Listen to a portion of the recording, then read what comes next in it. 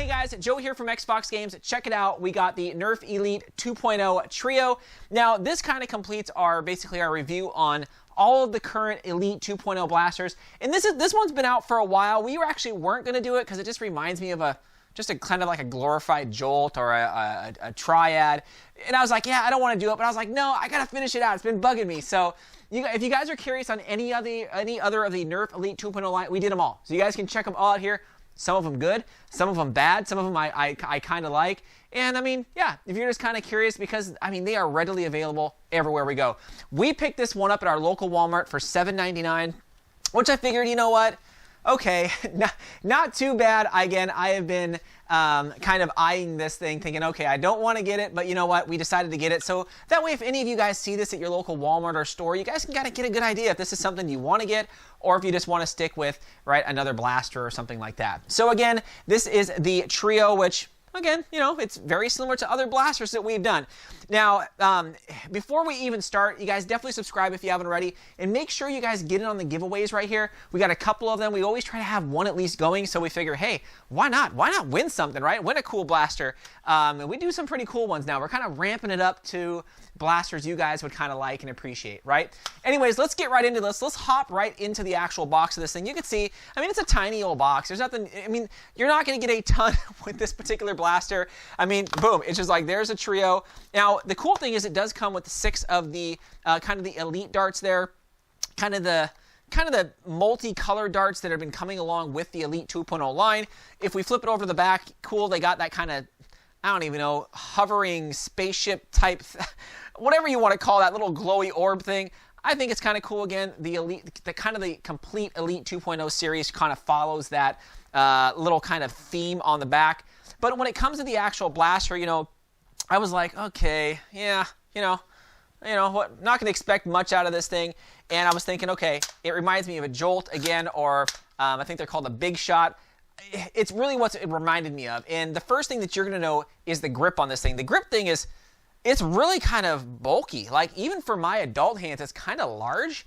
And I was thinking, man, it fits, but it's just slightly too big. So I was thinking, man, kid hands are, I don't know, they're probably going to feel this thing going, man, this thing is kind of, you know, kind of large. And again, it feels kind of like the Big Shock, I believe it's called. And I'm just like, oh, okay, yeah, they just kind of put a new skin on it.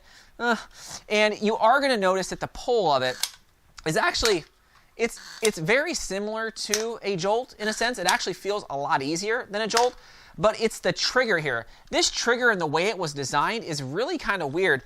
If you notice, the trigger is not like all the way inside there. It's not a complete trigger. It's like 80%, if that explains it. And the trigger actually kind of pivots up instead of back or slides back. So I thought that was kind of weird, where I'm almost going to pinch my finger in that kind of top, kind of little nub there. So again, it's kind of like oversized, but the trigger is undersized, which is kind of weird.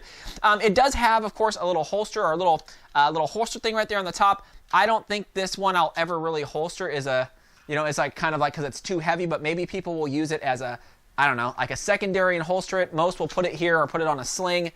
I don't know. I was like, man, that's just kind of weird. It does have, of course, about a 3 to 4 inch tactical rail up there. Yes, you can put all your favorite tactical stuff on the top there. You know, any of the stuff that's come along with the Elite 2.0 line, or you can stick some of the Fortnite stuff on here. I got the SR's little scope here. This has been one of my favorite scopes lately, but still, this will fit on, or any of them will fit right on the top there. Absolutely no problem, but I think that looks kind of cool. I mean, what do you guys think? Oh, man. In the front, yes, it does have kind of the little things here. Let me just throw any of these in here. Boom, boom, boom. And it's a kind of a air selector. So you pull it, right? It'll shoot 1. If you still got 2, it'll shoot the next. You pull it, it'll shoot the next, which is cool, because right now, instead of just having 1 shot, you got 3 that you could shoot, pump, shoot, or stick another one in while you got it in there, and you don't have to flip any switches. I've always liked that about these kind of multi-selects in here. A lot of people that I've seen are saying, well, how do you break into this thing? And these things are going to be kind of solvent, if you want to call it, kind of solvent stuck together. So this particular one is not a good candidate for any type of modifications. I've seen some people get in there and try and do it, but man, you know, for this particular blaster, yeah, just try to break open the handle here, yeah, I just wouldn't do it because, again, the way they put these kind of Elite 2.0 line together, as well as some of the newer blasters that are out, they've kind of made them very difficult to modify. And I get it, right? It happens. You could break it. You could make it unsafe.